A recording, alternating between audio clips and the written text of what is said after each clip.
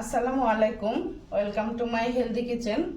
আজ আমি রান্না করে দেখাবো মেটে আলু দিয়ে ইলিশ মাছের ঝোল। এই মেটে আলুকে কেউ কেউ পেস্তা আলু নামেও চিনে থাকেন। মেটে আলু দিয়ে ইলিশ মাছের ঝোল খুবই মজাদার একটি রেসিপি, তবে মেটে আলু যে কোনো মাছের সাথেই ভালো লাগে। চলুন দেখা যাক মেটে আলু দিয়ে ইলিশ মাছের ঝোল রান্না করতে কি কি লাগবে। এখানে আমি নিয়ে নিয়েছি 6 টুকরা ইলিশ মাছ। এই মাছগুলো আমি খুব ভালো করে ধুয়ে পানি ঝরিয়ে নিয়েছি। এখানে আমি হাফ কেজি মেটে আলু নিয়েছি। আলুগুলোকে আমি হাফ সিদ্ধ করে নিয়েছি রান্নাটা একটু তাড়াতাড়ি দেখানোর জন্য।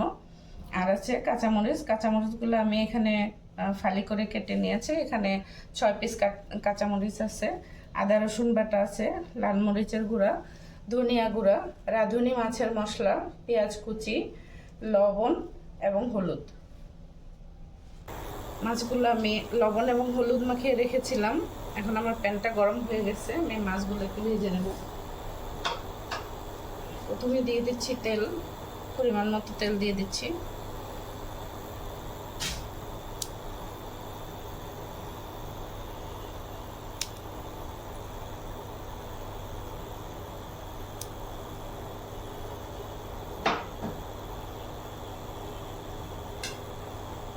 আমি মাছগুলো খুব বেশি ভাজবো না, একেবারে কড়া করে ভাজবো না, একটু হালকা করে ভেজে নেব।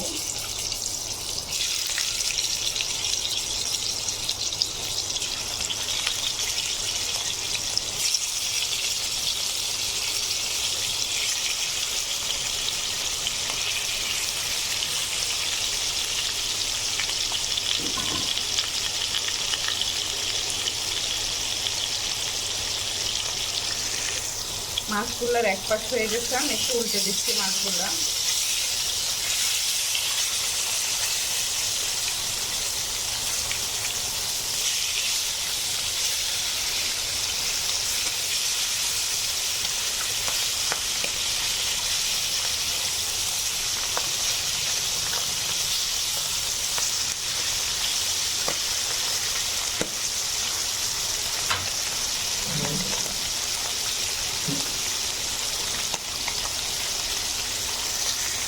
দর্শক, আমার মাছগুলো ভাজা হয়ে গেছে, আমি একটু উঠিয়ে নিচ্ছি।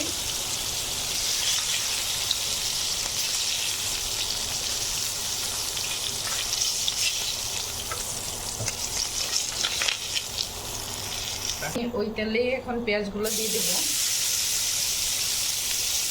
এখানে আমি দুটো পেঁয়াজ কেটে নিয়েছিলাম, আর এখানে কাঁচামরিচগুলো আমি দিয়ে দিচ্ছি। আমি পেঁয়াজ এবং কাঁচামরিচ হালকা ব্রাউন করে একটু ভেজে নেব।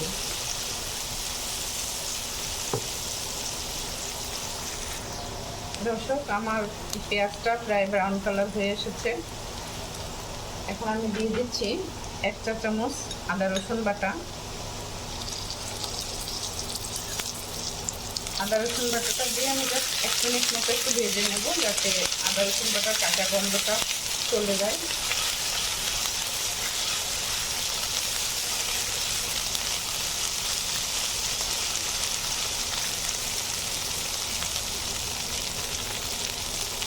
এখন আমি আলুগুলো দিয়ে দিচ্ছি। আলুগুলো একটু আদা রসুন এবং পেঁয়াজের মধ্যে ভেজে নেব কিছুক্ষণ, জাস্ট 1-2 মিনিট মতো একটু ভেজে নিচ্ছি।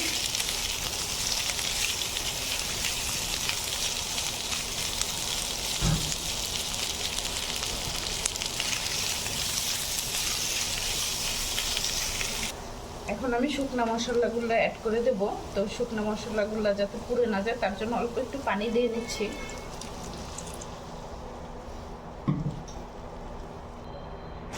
এবার আমি দিয়ে দিচ্ছি লাল মরিচের গুঁড়া 1 চা চামচ,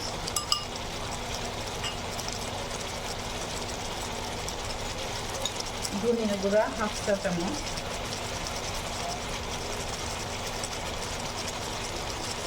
হলুদের গুঁড়া হাফ চা চামচের চেয়েও একটু কম, রাঁধুনি মাছের মশলা 1 চা চামচ,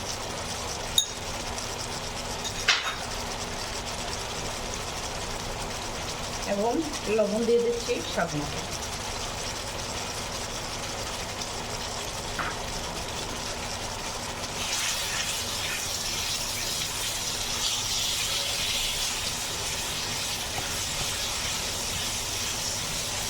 এবার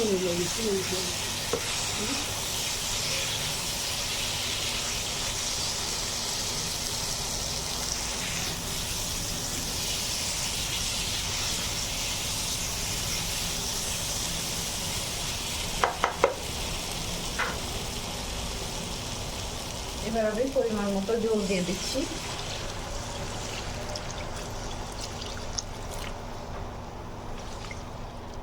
যেহেতু আলুর তরকারি, এজন্য ঝোলটা একটু বেশি দিতে হবে, পরে ঝোলটা রান্নার শেষে ঝোলটা অনেক সময় টেনে যায়।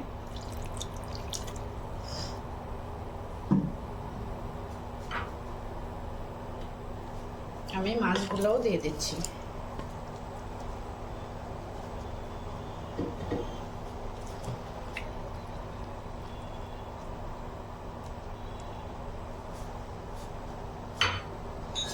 এবার আমি 5 মিনিট মতো ঢেকে রান্না করব।